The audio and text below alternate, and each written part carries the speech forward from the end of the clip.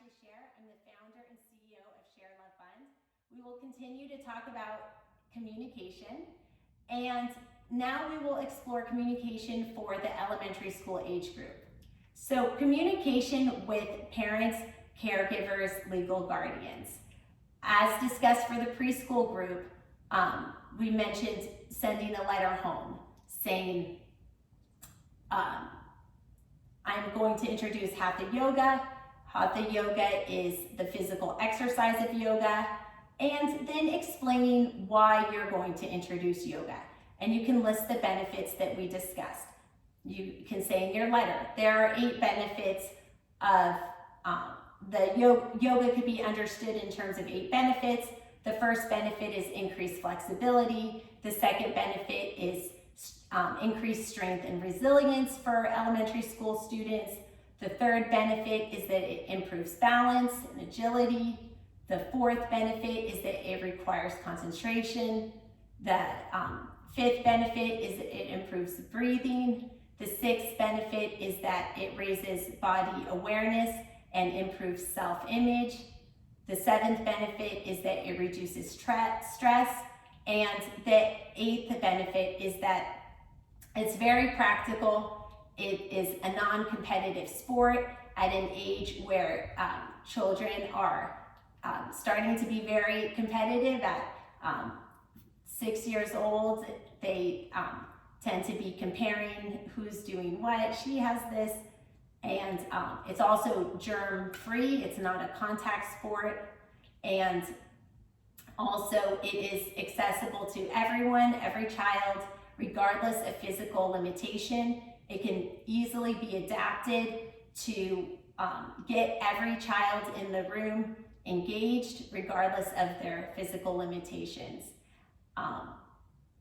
You can also say in the letter certain things that we will discuss later in this course, such as meditation techniques or storytelling techniques with guided imagery and visualization.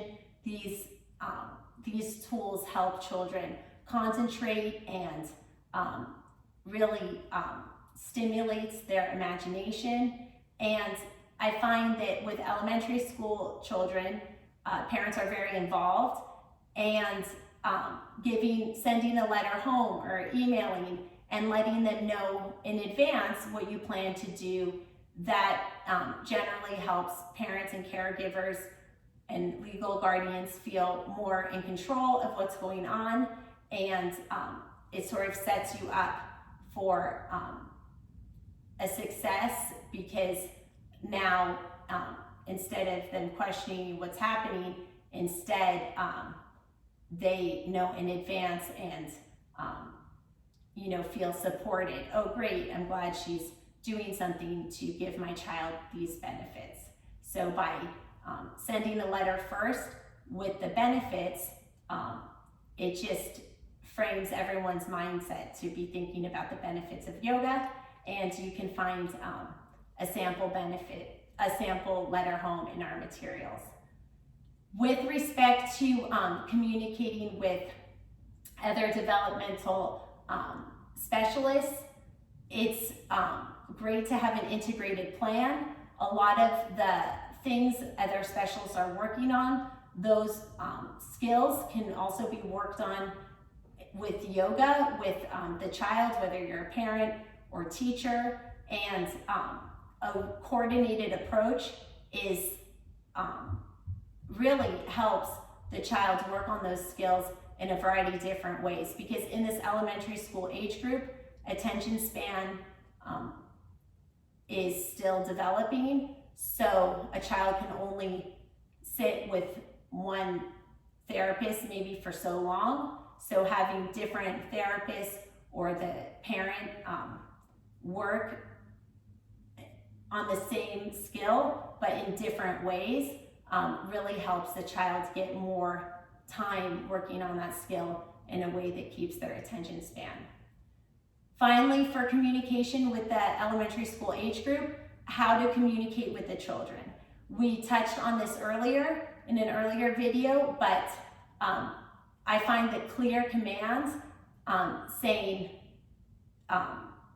I used in an earlier example, Jack, please hang up your coat, instead of saying, do you want to hang up your coat? Or will you be quiet so we can start class? These questions can be a little bit confusing for some children in the elementary school age group because they feel like it's an option.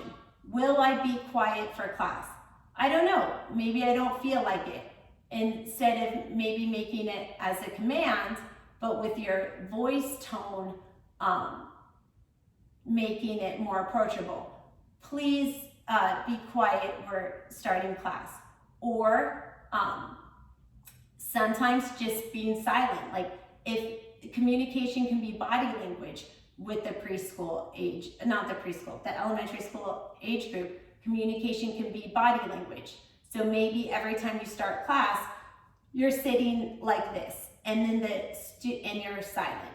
And the students will, since the students in the elementary school age group are learning and developing awareness of their environment, they will start to notice, oh, she's sitting down. I'll sit down too. Or, oh, she's not saying anything. Sometimes when we don't direct the children, it teaches them to be autonomous and direct themselves. Maybe if you're sitting and not saying anything, then they will sit too and not say anything.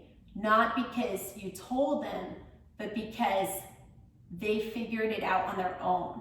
And I find that when children figure something out on their own, it sticks more. So in elementary school, we can use body language cues as a form of communication. Namaste.